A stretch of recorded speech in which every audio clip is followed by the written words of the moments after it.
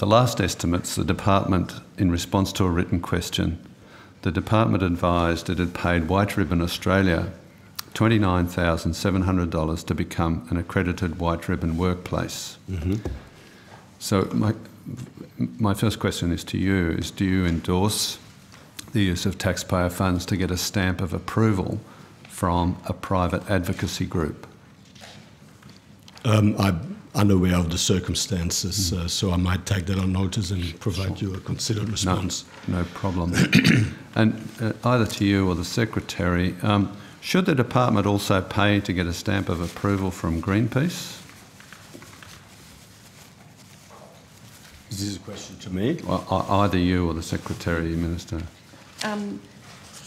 Senator, the purpose of our engagement with the White Ribbon organisation was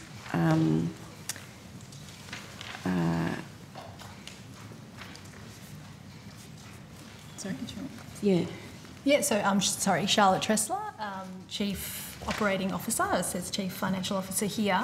So I guess PM&C feels that it has a leadership role to play on this really important issue. And so we did undertake the White Ribbon Accreditation Program to engender a whole of organisation commitment to the elimination of violence against women and support our broader gender equality and diversity initiatives. And so, Senator, I guess the context we're trying to set is that there was a particular organisational purpose that we were trying to serve in engaging with the White Ribbon Association. Should there be a reason to engage with another organisation, then we would consider that on a case-by-case basis. Well, was there any process undertaken to establish whether other organisations offer a stamp of approval regarding gender equality and whether White Ribbon Australia was the most cost-effective option? Senator, I'm not aware I'd need to take that on notice. Do you know, are you not aware there was any process or whether there was, there are any other organisations that might be an alternative to White Ribbon? I'm not to my knowledge, but I'll see if I can come back with that. Senator, I think, we will check, but the White Ribbon organisation has been really at the forefront of leading this activity in assisting organisations to respond appropriately to domestic violence. Yes, indeed, but there are other organisations that advocate on behalf of women victims of domestic violence. So I guess and there was a fairly substantial amount of taxpayers' funds involved. So what I'm asking is what process was there in determining whether White Ribbon, number one, you've already answered, whether to become accredited, and number two, why White Ribbon was selected. And Senator, we've taken that on notice. We'll come back to you. And can you confirm that payment of taxpayers' funds to White Ribbon represents the government's endorsement of the pronouncements of White Ribbon?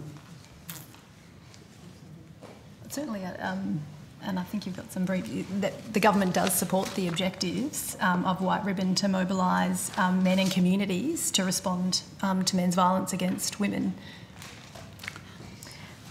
Senator, as a broader policy issue, it's the Department of Social Services that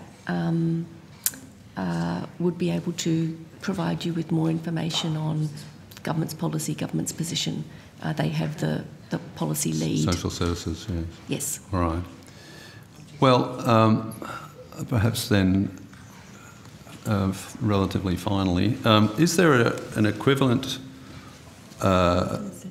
organisation for which the department might also gain a stamp of approval relevant to domestic violence, where that violence is women perpetrators and male victims, or women perpetrators and women victims, or men perpetrators and men victims?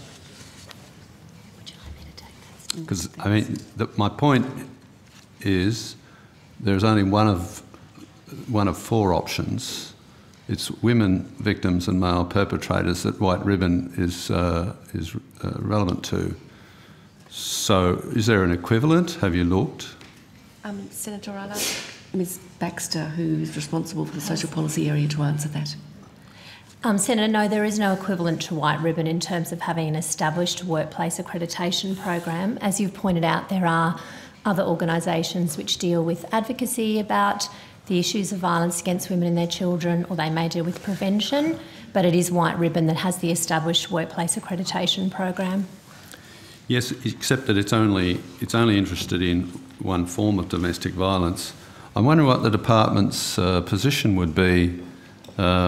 And would it pay to affiliate with other organisations if you knew that they existed?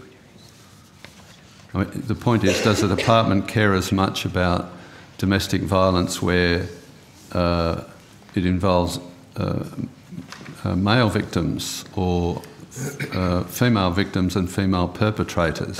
Or is it only concerned with one form of domestic violence? We care about addressing and preventing all forms of violence, obviously, and I've already indicated to you I'm going to take on notice to ensure that we can provide you with a more considered response. But I mean, we do have a very effective, well, we do have a very important focus in addressing domestic violence against women and children.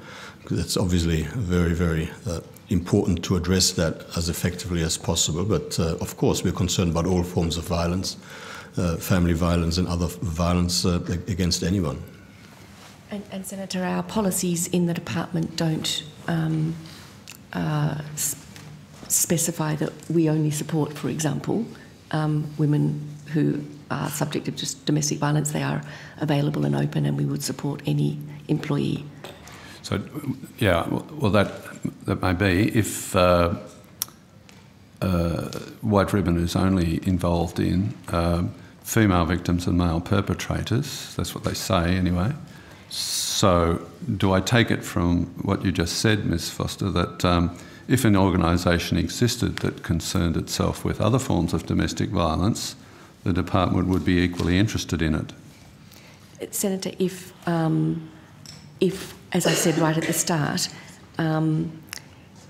we would make an assessment of whether or not accreditation or affiliation with an organisation like that would help us to support our staff better.